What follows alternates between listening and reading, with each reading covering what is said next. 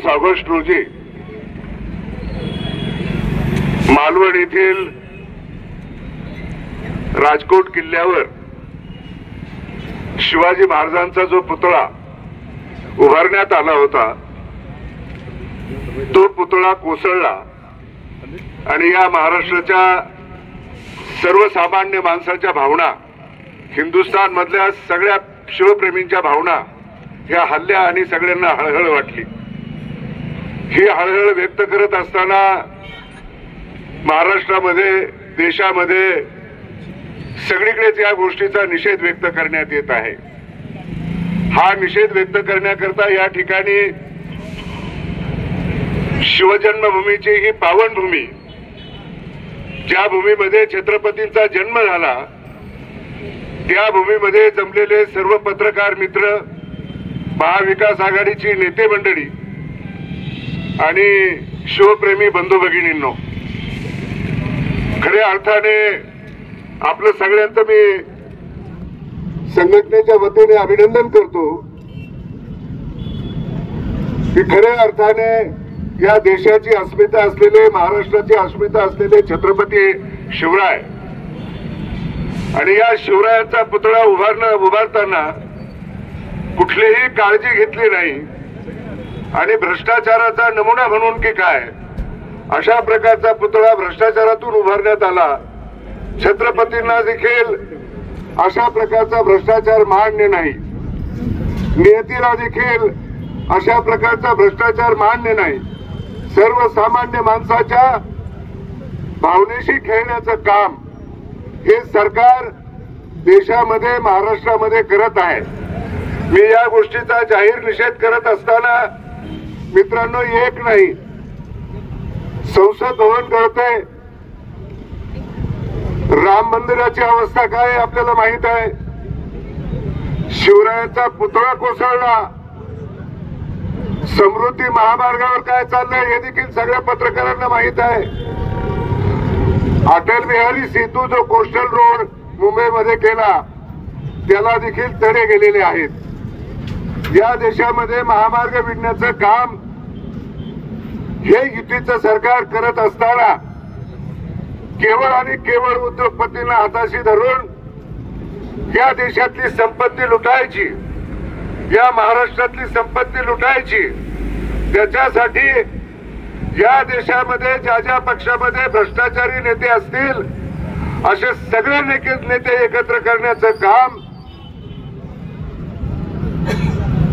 या महाराष्ट्राचे अनाजी पंत यांनी केलं आणि महाराष्ट्र लुटण्याचं काम करत असताना या महाराष्ट्राची अस्मिता असलेल्या छत्रपतीचा पुतळा देखील त्याच्यातून सुटला नाही।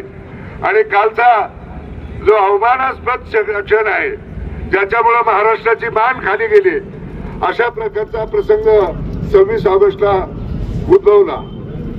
खऱ्या अर्थाने आज समाजामध्ये आपण पाहत असाल, बेटी बचाओ बेटी पढाओ अशा प्रकारची घोषणा सरकार देता देता लहान मुलींच्यावर होणारे अत्याचार, जातीवादाच्या दंगली, धार्मिक तेढ हे सगळं निर्माण करण्याचं काम हे केंद्रातलं आणि राज्यातलं सरकार करतंय आणि स्वतःच पाप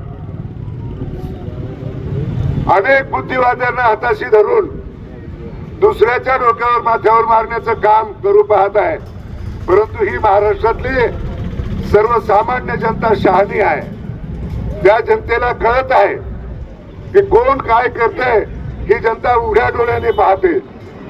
सरकार आपलं असेल, सरकारची दडपशाही, गृह खात्याची दडपशाही या लोकांचा आवाज दाबू शकेल, परंतु येत्या निवडणुकीमध्ये मताचा जो अधिकार दिलेला आहे मित्रांनो, त्या अधिकाराने या सरकारला अलगदपणे खाली खेचण्याचं काम आपण सगळ्यांनी या पुढील काळात करावं।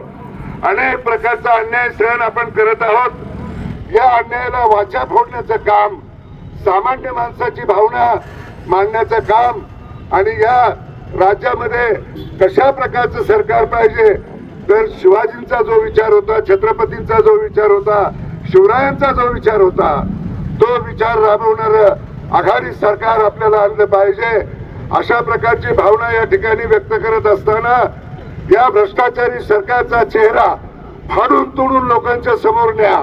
अनेक रोख पैशाच्या योजना आणतील, अनेक घोषणा करतील, जुमलेबाजी करतील, परंतु हे सगळे भ्रष्टाचारी चोर या राज्यातून हकलण्यासाठी आपल्या मताचा अधिकार योग्य रीतीने वापरा. अशाच प्रकारचा अधिकार जो संविधानाने आपल्याला दिलेला आहे तो देशात सगळ्यात मोठा अधिकार आहे. त्या अधिकाराची अंमलबजावणी आपण येत्या निवडणुकीत कराल.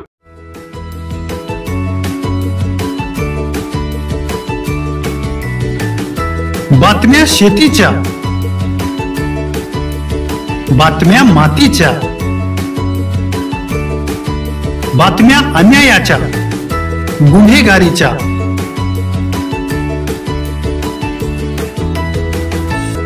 राजकारणाच्या आणि समाजकारणाच्या, शोषणाविरुद्ध बुलंद आवाज, जनसामान्यांच्या हुंकाराची गाज, सत्कार्याला प्रोत्साहन, दुष्कृत्याला अनुशासन, निर्भीड, निस्पृह, सडेतोड, बेधडक आणि रोखठोक म्हणजेच विघ्नहर टाइम्स. शोध बातमीचा, ध्यास सत्याचा. आपलं चॅनल, आपली बातमी.